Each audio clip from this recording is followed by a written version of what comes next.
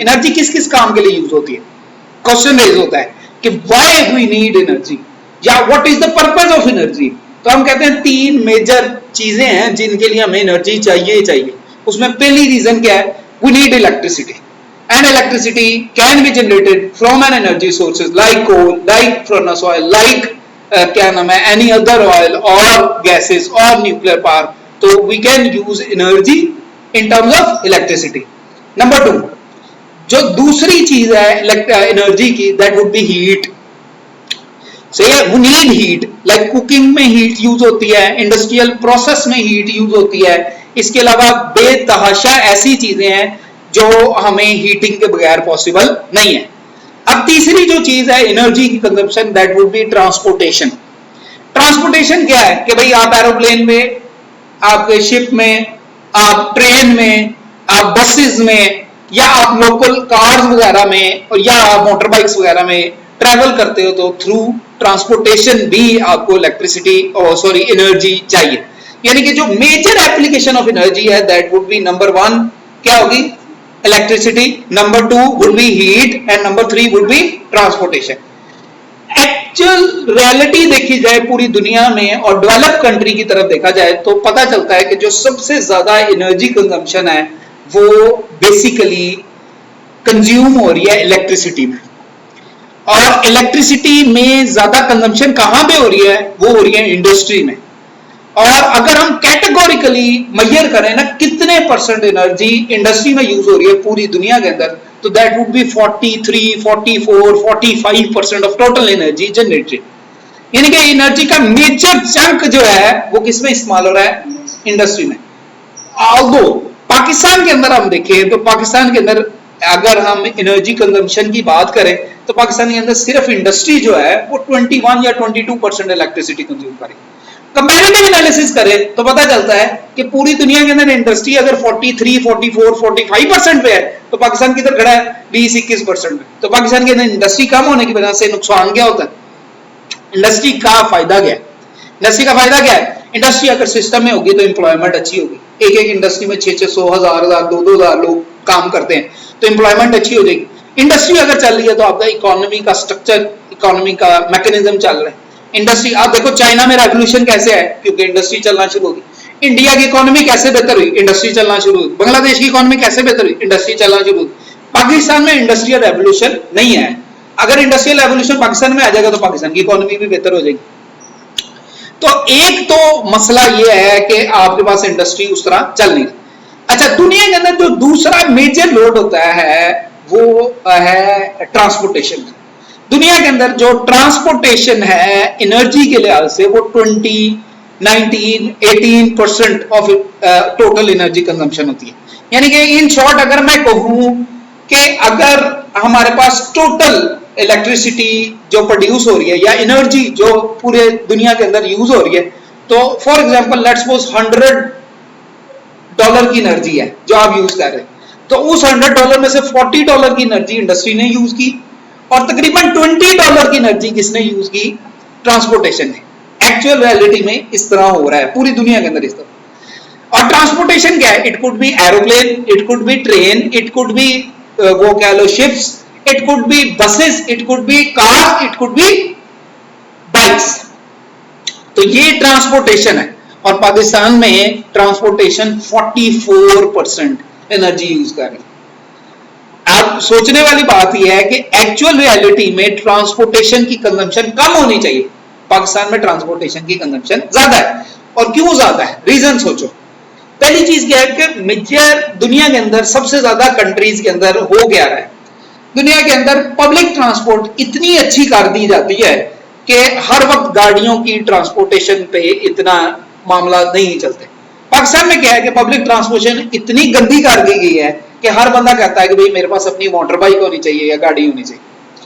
दूसरी चीज, दुनिया के अंदर इलेक्ट्रिक व्हीकल का कॉन्सेप्ट इतना ऊपर चला गया हुआ है कि उन्होंने बाइक्स और कार्स और after that buses and then trains भी कन्वर्ट कर लिए इलेक्ट्रिक व्हीकल। अब तो दुनिया के अंदर कुछ कंट्रीज ऐसी हैं जिधर 100% इलेक्ट्रिक व्हीकल यूज हो रही। पाकिस्तान के अंदर इस टाइम इलेक्ट्रिक व्हीकल की परसेंटेज के लिहाज से बात की जाए तो शायद 1% भी ना हो। यानी कि 99% व्हीकल जो है वो इलेक्ट्रिक नहीं है, इवन हाइब्रिड भी नहीं है, तो उस वजह से भी इलेक्ट्रिसिटी हमारी। फिर तीसरी चीज क्या है, दुनिया के अंदर जो ट्रांसपोर्ट यूज हो रही है वो एफिशिएंट व्हीकल्स हैं। हमारे पास अभी भी 2024 में बैठ के हम व्हीकल्स कौन सी यूज कर रहे हैं, 2001, 2, 3, 4 वाली, यानी कि आज से 20 साल 25 साल पुरानी। तो वो क्या है, इनएफिशिएंट व्हीकल्स हैं। इनएफिशिएंट व्हीकल का नुकसान क्या होता है, एक तो वो पोल्यूशन बहुत ज्यादा डालते हैं, और दूसरा क्या होता है, वो फ्यूल ज्यादा कंज्यूम करते हैं। और फ्यूल ज्यादा कंज्यूम करने का एक एग्जांपल में लेट्स सपोज हम कहते हैं एफएक्स एक पुराना वर्जन था मेहरान गाड़ी का या ऑल्टो गाड़ी का, और अब उसकी जगह पे ऑल्टो आ चुकी है, दो वर्जन आ गए। लेट्स सपोज मैं 2001 या 2000 मॉडल की एफएक्स यूज करूं और उसके पैरेलल में 2024 की ऑल्टो यूज कर लूं, तो ऑल्टो की एफिशिएंसी होगी वो 1 लीटर में 22-23 किलोमीटर भी करेगी, प्लस उसका एसी भी बेहतर चलेगा, उसकी जो मैकेनिज्म है उसकी फील जो है वो कंपैरेटिवली बहुत बेहतर होगी। उसके पैरेलल में हम एफएक्स की बात करें तो हो सकता है एफएक्स 8 किलोमीटर करे, 10 किलोमीटर करे। तो जितनी पुरानी टेक्नोलॉजी आप यूज करोगे उतनी इनएफिशिएंट होगी। अच्छा, ये दोनों काम हमारे ट्रांसपोर्टेशन में भी हो रहा है और यही काम हमारा इंडस्ट्री में भी हो रहा है कि हम इंडस्ट्री में भी पुरानी मशीन्स यूज कर रहे हैं, ऐसी मशीन्स जो 1990s 2000 की मशीन नहीं है, जो आज से कुछ 24-25 साल 30 साल पुरानी मशीनरी है। और इसी तरह हम ट्रांसपोर्टेशन में भी पुरानी व्हीकल्स यूज कर रहे हैं, नई व्हीकल नहीं यूज कर रहे, और हम इलेक्ट्रिक व्हीकल भी यूज नहीं करें। पूरी दुनिया के अंदर मोटर एफिशिएंसी की क्वालिटीज आई हैं, AI, BI, CI, DI। Pakistan में आज भी पुरानी मोटर इस्तेमाल हो रही है जो इनएफिशिएंट मोटर है, यानी कि जितनी consumption of electricity, let's suppose एक मोटर है जो एक यूनिट पे एक सर्टेन लेवल का वर्क कर लेती है, हम पाकिस्तान में वही काम करने के लिए हमें 3 to 4 टाइम्स ज्यादा इलेक्ट्रिसिटी चाहिए, तो फिर हमारा वो काम होता है। क्योंकि मशीन्स पुरानी है, क्योंकि मशीन उस तरह एफिशिएंटली वर्क नहीं कर रही जिस तरह एक्चुअली करना चाहिए, तो पाकिस्तान में वो एक प्रॉब्लम क्रिएट होती। अब ये दो बातें हमारे पास होगी, एक लोड हो गया इंडस्ट्रियल लोड और एक दूसरा लोड क्या हो गया ट्रांसपोर्टेशन।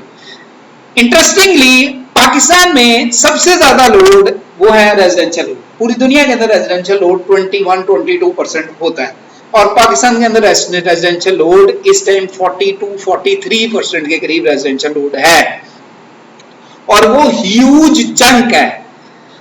दुनिया के अंदर रेजिडेंशियल लोड क्यों कम होता है, उसकी वजह यह है कि उन्होंने बिल्डिंग बना ली है, और बिल्डिंग के अंदर छोटे छोटे अपार्टमेंट है, और हर अपार्टमेंट के अंदर एक सर्टेन लेवल की पॉपुलेशन है, तो बिल्डिंग के अंदर एनर्जी कंजम्पशन और वो एनर्जी यूजेज जो है वो कंपैरेटिवली मैनेजेबल होता है as compare to Pakistan. Pakistan में उस तरह बिल्डिंग्स नहीं बनी जिस तरह अपार्टमेंट्स वगैरह की बिल्डिंग, और जिधर एनर्जी कंजम्पशन एक कैलकुलेटेड अंदाज में हो जाए तो वो नहीं है। अब आखिरी लोड है वो है एग्रीकल्चर लोड। अब agriculture load that no doubt वो कंपैरेटिवली पूरी दुनिया के अंदर ही थोड़ा है, पाकिस्तान के अंदर भी थोड़ा है, वो बहुत रेयर छोटी सी परसेंटेज एक आ जाती है जो एग्रीकल्चर लोड पे या एग्रीकल्चर सोर्स ऑफ एनर्जी पे आ जाती है। अब यहां से क्लैरिटी ये हुई कि भाई अगर आपने पोल्यूशन का मसला हल करना है तो दो मेजर पॉसिबिलिटीज आपके पास क्रिएट होगी।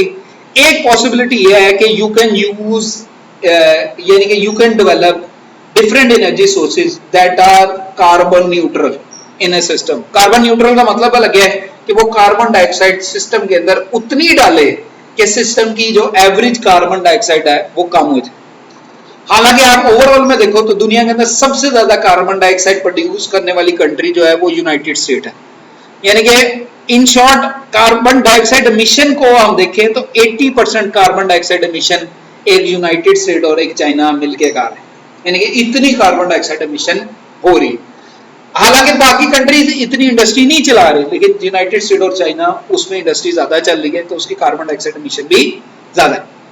वापस आते हैं इस बात पे, तो एक तो ये चीज है कि we can increase our industry in order to improve our economy, एक पॉसिबिलिटी है। दूसरी पॉसिबिलिटी है in order to generate good amount of energy we can have energy sources that are carbon neutral like dams। अब तीसरी बात यह है कि भाई ये भी पॉसिबिलिटी है कि why not we can change our transportation mechanism to electrical vehicle और any other source based transportation mechanism, कि जिसके अंदर हमारे पास पॉसिबिलिटी हो कि हम जो कार्बन न्यूट्रल हो, जो एटलीस्ट कार्बन एमिशन कम से कम करें। और मोस्ट इंपॉर्टेंटली हमें अपनी बिल्डिंग्स को ग्रीन बिल्डिंग्स में कन्वर्ट करना है ताकि हम मिनिमम एनर्जी कंजप्शन करें। ग्रीन बिल्डिंग का मतलब समझ लो कि जिस तरह इस कमरे के अंदर इस टाइम पे अगर आप काउंट करो तो 1 2 3 4 5 6 7 8 9 फ्रेम्स लगे हुए हैं, हर फ्रेम के अंदर 2 ट्यूबलाइट्स लगी हुई हैं। इसका मतलब अगर एक ट्यूबलाइट 36 या लेट्स सपोज 40 वॉट इस्तेमाल कर रही है तो दैट मींस ऑलमोस्ट 400 वॉट के करीब आप इस्तेमाल करो सिर्फ लाइट्स की रोशनी के लिए। जबकि इसके पैरेलल में हम वो एनर्जी सेवर्स लगाएं दैट वुड कॉस्ट, जारी बात है ट्यूबलाइट से शायद महंगे ही हो, लेकिन अगर हम ओवरऑल लगाएं और इसी लेवल की रोशनी प्रोड्यूस करें तो मोस्ट प्रोबेबली दैट उनकी एनर्जी कंजम्पशन हो सकता है लेस देन 100 वॉट। इसी तरह अगर हम पंखे की टेक्नोलॉजी को इंप्रूव कर लें, इसी तरह हम एसी की टेक्नोलॉजी को इंप्रूव कर लें, इसी तरह हम जो लोड है किसी भी बिल्डिंग का उसको मिनिमाइज करें, तो क्या होगा कि जो कॉन्सेप्ट डेवलप होगा that would be green building और एनर्जी एफिशिएंट सिस्टम हम डेवलप कर सकते हैं। तो ये कंपैरेटिवली एक और ऑप्शन मिल सकती है कि what if we can reduce our load. अगर हम अपना लोड रिड्यूस कर दें तो ऑटोमेटिकली हमारा इलेक्ट्रिसिटी बिल भी कम हो जाए, ऑटोमेटिकली आपका एफिशिएंट सिस्टम हो तो आप सिस्टम के अंदर पोल्यूशन कम कर लो। तो ये कुछ इंपॉर्टेंट चीजें आपके सिस्टम में आ जाए।